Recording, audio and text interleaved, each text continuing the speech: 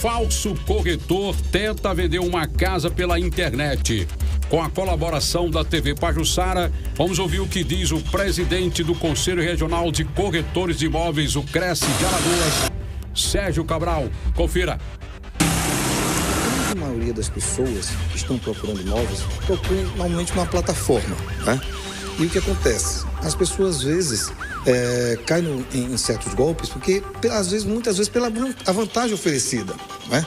Então, quando você for comprar um imóvel só com corretor de imóveis, você pode exigir do profissional esta carteira, você pode ver que ela é uma carteira anual, certo? E aí você pode conferir no cresce-al.gov.br se realmente essa pessoa é aquela que está lá nesse site do Cresce, correto?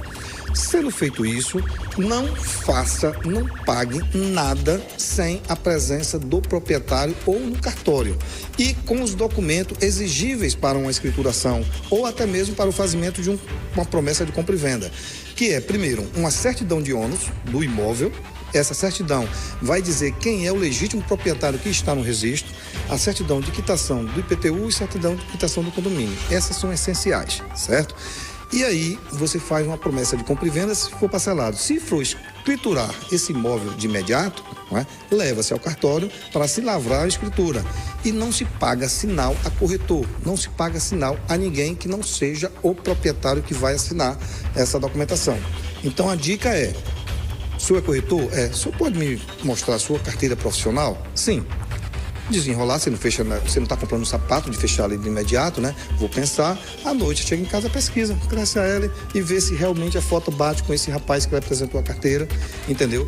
Nós temos a fiscalização. Se você tem alguma dúvida, pode ir no Cresce ou mandar um e-mail para o Cresce, entendeu? Que a gente vai averiguar. O que acontece muito do falso corretor se passar por corretor de imóveis. A placa do corretor, ela é obrigada a ter o número do Cresce. Então, se você vê uma placa na rua, se ela não tiver o número do Cresce e ele não for proprietário, é um falso corretor, é um estelionatário. Não tem jeito, certo? Então, se você vê um imóvel com uma placa, num apartamento, numa casa, num terreno, observe bem se tem o número do Cresce, que é obrigado o profissional a colocar. Se não, o proprietário pode colocar placa no imóvel dele, claro. Aí você pede a esse proprietário um documento que seja comprobatório da sua posse e da sua legalização de escrituração e registro no cartório competente. A negociação foi feita também diretamente com o proprietário, né? Que você está dando esse exemplo. Mas jamais as pessoas devem dar qualquer sinal de entrada, adiantamentos para segurar o imóvel, né? Na pressa, na ânsia de fechar o negócio, sem formalizar isso, de preferência, no cartório. Sim, com certeza. Não se deve dar sinal a ninguém se não for mediante uma promessa de compra. E olha isso, veja bem, essa promessa, ela tem que estar acompanhada dessas documentações que eu falei, em especial a certidão de ônus. Por quê? Porque às vezes o cara leva até no cartório e chega e assina dentro do cartório, reconhece a firma e é um falso corretor e é um falso contrato, entendeu? Que você vai ficar vendo navios. Então, primeira coisa, certidão de ônus.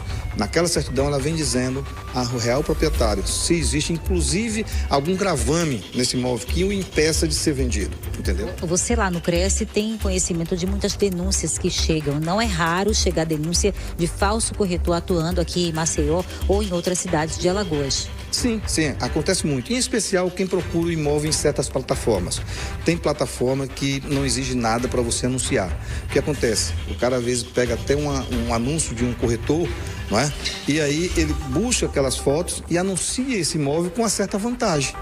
E normalmente o cara cai no golpe por quê? Porque vai na vantagem, vendo que aquela vantagem. Então se você olha que esse imóvel está muito abaixo do preço, certo? Um aluguel, por exemplo, você está procurando um apartamento. Aí você imagina que um apartamento de X mil reais, e o cara, não, vamos naquela pressa, não é? Ansiedade. Não, o senhor tem que pagar logo porque já tem outra pessoa na frente. O senhor tem que pesquisar, saber se realmente esse corretor ele está apto ou se é um corretor realmente. Peça sempre a carteira, sempre a identificação do profissional que está lhe atendendo, ok? E aí você pode pesquisar no Cresce se realmente existe esse corretor e jamais fazer o depósito na conta de qualquer corretor. Jamais. O depósito tem que ser feito na conta do proprietário, certo? Mediante a comprovação que aquele nome que você está depositando consta como proprietário.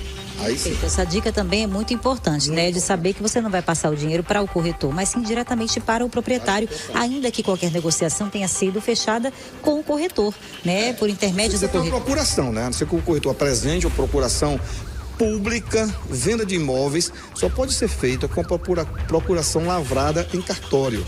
Não se faz venda de imóvel com procuração particular. Já aconteceu, inclusive, golpes também que chegaram no CRES, a pessoa com procuração particular. Não existe, gente, venda de imóvel com procuração particular. Somente com a procuração pública, lavrada em qualquer cartório e específica para aquele ato e para aquele imóvel.